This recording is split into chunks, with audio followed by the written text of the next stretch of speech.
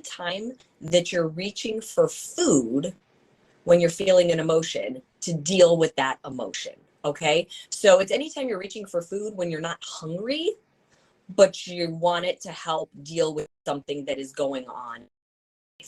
And I would say, honestly, I mean, I don't have any real statistic, but just from talking to people in general, so many people do this, right? You're dealing with something at work and you're angry and you're frustrated and you find yourself at the vending machine, or you find yourself in the break room eating the donuts that somebody brought in, or maybe you don't have a great conversation with your boss or your significant other, so you're, and where do you find yourself? You're going through the drive-through, getting the junk food that you just said you weren't going to have, that you know doesn't actually make you feel good. And here's the problem. We all have these feelings, right? We feel sad, we feel mad or angry or frustrated. You know, people do also emotionally eat to when they're celebrating. So let's not discount that as well. But feelings can be icky and hard and uncomfortable. We don't want to feel that, right? We don't want to sit in that. Nobody wants to sit in the icky, uncomfortable, hard feeling. So we're looking for a quick fix to bring us joy in that moment, right? Like instead of being angry or instead of being sad, you're looking for something that is going to hit your taste buds and essentially hit your brain and give you that quick pick me up. And the so healthy foods can do that. The high sugar foods, the high fat foods, the probably more salty foods, like chips and things like that, they can definitely do that. And you guys, there's plenty of research on this. You could go look it up. The sugary foods, the fatty foods, they're designed to hit that trigger in your brain that gives you that sense of pleasure. So, of course, it's natural if you're having this icky, uncomfortable feeling to not want to feel that and to instead have something that brings you just a split second of joy. So, first things first, we need to identify what is triggering us, right? When do you tend to emotionally eat? While it can happen with all our different emotions, I think we all probably can identify one or two that it happens the most with. I can tell you, for me, it's when I'm bored. So it's later at night, like after a long day, like all day long, I could be totally good on my eating, feeling great, feeling fueled, loving every bit of food that I've eaten. And then at night, I'm sort of sitting on the couch watching TV. It's not quite late enough to go to bed yet, but I'm done working and I'm not hungry because I've had dinner. Like I've had all my food for the day. I'm satisfied with that, but I'm sort of bored. I'm watching the same old show. And then I'm like, something sounds good. And I find myself in the pantry and then I'm munching on something that I didn't really need in that moment. So for me, it's definitely boredom. And there have definitely been times where it's more like if I'm like frustration is one for me, or angry, I guess. That's one that lead me towards it. But I have also taken the time to learn my triggers. So to pay attention to your triggers. Okay. That's number one. The next thing you have to do, this is the work. I need you to feel the feeling. I need you to sit in the icky, uncomfortable, I don't want to be here feeling. Don't run from it, okay? Because when you run, you're trying to suppress it or hide it or escape it. You guys, you cannot escape it. You've got to go through it, right? They say that all the time. You can't escape a problem. The only way to get over a problem is to go through it. You're going to have to go through the emotion. So if you're angry, if you're frustrated, if you're sad, you got to feel that feeling.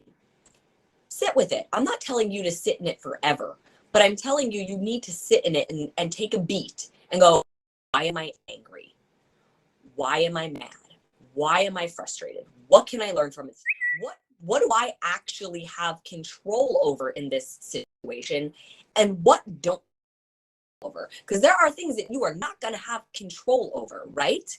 And no amount of food or anything else is going to change that. It's just that it's out of your power. Okay. And when we emotionally eat, it can cause that. It can cause us to feel powerless for our food, or like we don't have willpower. But you guys, that's not the case. You aren't powerless. It's not that you don't have willpower over your food or your feelings. You are incredibly powerful over both of those things, but you have to be present. That's the difference, okay? So you can't run from it. So you have to identify the trigger. When am I emotionally eating? What's happening? Then I need you to sit in the feeling. Feel the feeling. Don't escape it. Sit in it. If you need to cry, cry. You need to be angry for a minute. Do what you got to do. Don't go take your apple. But you got to feel the feeling, okay? Then I need you to take a beat and breathe. Like I said, ask yourself, how can I handle this in a better way? Because here is the thing. If you're truly hungry and you need food, all food will sound good to you. Fruit, veggies will sound good to you. Protein, healthy carbs, those things will sound good to you if you're hungry. Really hungry. That's when you want the junk food. That's when you're craving the sugar. That's when you're craving the fatty foods. That's when you're craving the more salty foods because you're looking for that hit, that quick fix.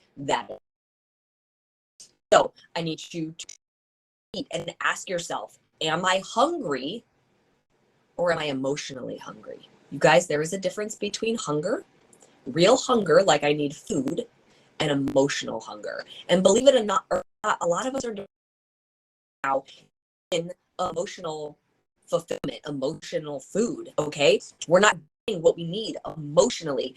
Some of us are getting beat down and tore up all the time, and you're really feeling that deprivation of love and support. But here's the other thing I can tell you. No amount of food, no amount of junk food will ever fill an emotional hunger void. So don't let that make you feel bad or discouraged.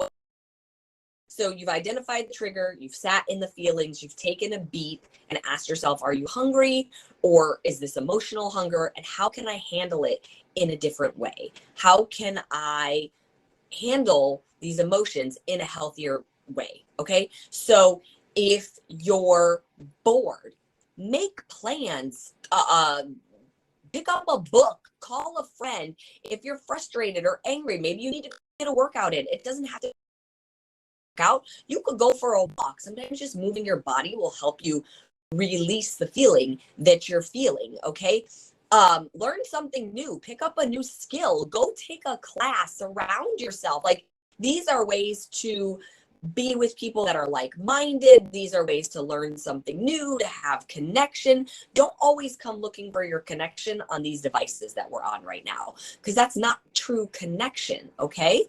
And first of all, we're here for you. So you've got friends, love you. And that's what I'm saying. If you feel like that, like sometimes like you don't have anybody to lean on or call, you guys, this is where going and taking a class somewhere, joining a community.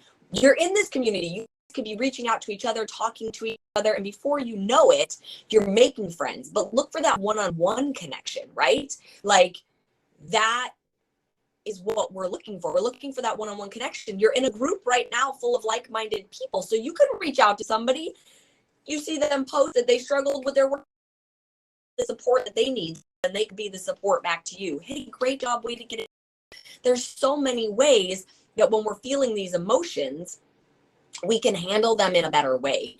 But we have to know what those ways are and be prepared so that when that emotional trigger hits and we identify that I'm being emotionally triggered right now, you already know what the plan is on how to handle it. I can tell you guys for my late night snacking, because that's probably my biggest thing when I'm bored watching TV. So I do a couple things. I try to make sure that I don't just watch the same shows and movies on repeat, even though sometimes I love them, because it's like, oh, I already know what's going to happen. So it's not really holding my attention. So I always have a book that I'm reading or listening. I have a friend or two that I can reach out to or call. I also know that after a certain point in the night, if I'm going to watch TV, I will go up to my room and watch it. I know not everybody has a TV in the room. I know that's a luxury that I have. But even if I'm not going to watch TV, I will go put laundry away. I'll go take a bath. And listen to like a podcast on my phone. I'll do a little self-care, give myself a little facial or something like that, because then I'm doing something that's good for me, that's entertaining me more than just sitting on the couch mindlessly watching TV. Because when I'm sitting on the couch mindlessly watching TV, that's when I'm bored.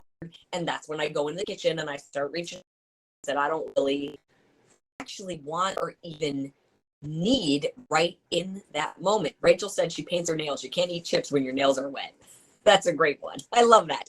But you guys, that's what it is. So no means are these all the tools or all the things, but hopefully this helps a little bit that you understand what emotional eating is. It's when you're reaching for food to deal with an emotion. You're reaching for food when you're not hungry. It's being able to identify when you're being triggered, being able to sit in the icky, uncomfortable feelings.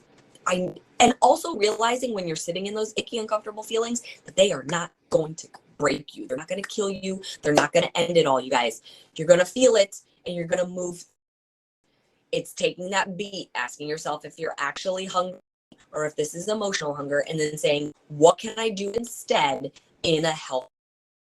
The possibilities are endless. I just named a few. So I really hope this helps, especially now with the holiday season coming up. It could be